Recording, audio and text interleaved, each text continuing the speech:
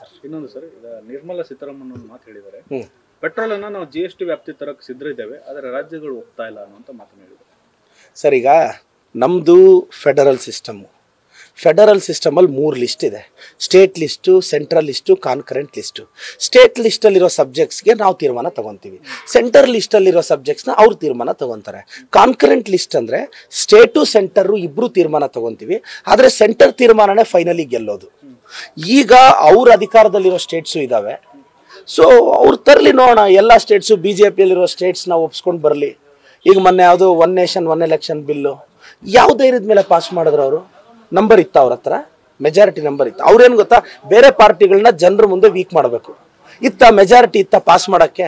Number ಇಲ್ಲ ಅಂತ ಗೊತ್ತಿದ್ರು ಬಿಲ್ ಯಾಕೆ ಟೇಬಲ್ ಮಾಡಿದ್ರು ಪಾರ್ಲಿಮೆಂಟಲ್ಲಿ? ಅಂದರೆ ದೆ ವಾಂಟ್ ಟು ಪ್ರೊಜೆಕ್ಟ್. ಈ ನಾಟ ಎಲ್ಲ ನಡೆಯಲ್ಲ. ನೆಕ್ಸ್ಟ್ 2029 ಇಂಡಿಯಾದೇ ಅಷ್ಟು ಮಾತು, ಇಂಡಿಯಾದೇ ಅಷ್ಟು ಮಾತು. ಇಲ್ಲ ಸರ್, ಇಂಡಿಯಾ ಬ್ಲಾಕ್ ಫಾರ್ಮ್ ಆಗಿದ್ದು ಮೊನ್ನೆ. ಈಗ ಇಂಡಿಯಾ ಬ್ಲಾಕ್ ಅಲ್ಲಿ ಕಾಂಗ್ರೆಸ್ ಕಿಕ್ಔಟ್ ಮಾಡಬೇಕು ಅಂತ ಎಲ್ಲ ಮಾತಾಡ್ತಾ ಇದಾರೆ, ಕಾಂಗ್ರೆಸ್ ಜೊತೆ ಮುಂದುವರಿಬಾರ್ದು ಅಂತ. ಇಲ್ಲ, ಹಾಗೇನಿಲ್ಲ. ಇಂಡಿಯಾನೇ ಅಂತೀರಿ, ಕಾಂಗ್ರೆಸ್ ಇರಬಾರ್ದು ಅಲ್ಲಿ ಅಂತ ಉಳಿದವರಲ್ಲ. ಇಲ್ಲ, ಹಾಗೇನಿಲ್ಲ. ಎಲ್ಲ ನಾವು ಅಣ್ಣ ತಮ್ಮಂದ್ರಿದ್ದಂಗೆ ಸರಿ ಮಾಡ್ಕೊಂಡು ಹೋಗ್ತೀವಿ ಸರ್. ಇಲ್ಲ, ಹಾಗೇನಿಲ್ಲ. ಲೀಡರ್ಶಿಪ್ ನಮಗೆ ರೆಡಿ ಇಲ್ಲ. ನ್ಯಾಷನಲ್ ಪಾರ್ಟಿನ ಸೈಡ್ ಇಟ್ಟು ನಾವು ಹೋಗೋಣ, ಬೇಡ ಕಾಂಗ್ರೆಸ್. ಇಲ್ಲ ನೋಡಿ ಸರ್, ರಾಜಕಾರಣದಲ್ಲಿ ಶಾಶ್ವತ ಮಿತ್ರರು ಇರಲ್ಲ, ಶಾಶ್ವತ ಶತ್ರುಗಳು ಇರಲ್ಲ. ಸಂದರ್ಭಕ್ಕೆ ತಕ್ಕಂತೆ ರಾಜಕಾರಣ ಒಂದೇ ನೋಡಿ, ಫ್ರೆಂಡ್ಸ್ ಯಾರು ಎನಿಮೀಸ್ ಯಾರು ಅಂತ ಸಂದರ್ಭ ಡಿಸೈಡ್ ಮಾಡೋದು ಅಲ್ವಾ? ದೇಶದಲ್ಲಿ ಬಹುತೇಕ ರಾಜ್ಯಗಳು ಮಿತ್ರರು ಶತ್ರುಗಳು ಕಳೆದ ಲೋಕಸಭಾ ಚುನಾವಣೆಯಿಂದ ಅನುಭವಕ್ಕೆ ಬಂದಂಗಿದೆ.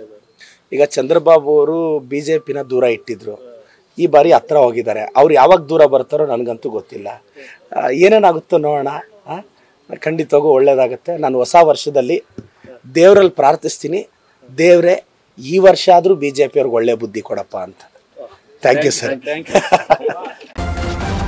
ನ್ಯೂಸ್ ಫಸ್ಟ್, ನಿರ್ಭೀತಿಯಿಂದ ನಿಮ್ಮ ಪರವಾಗಿ.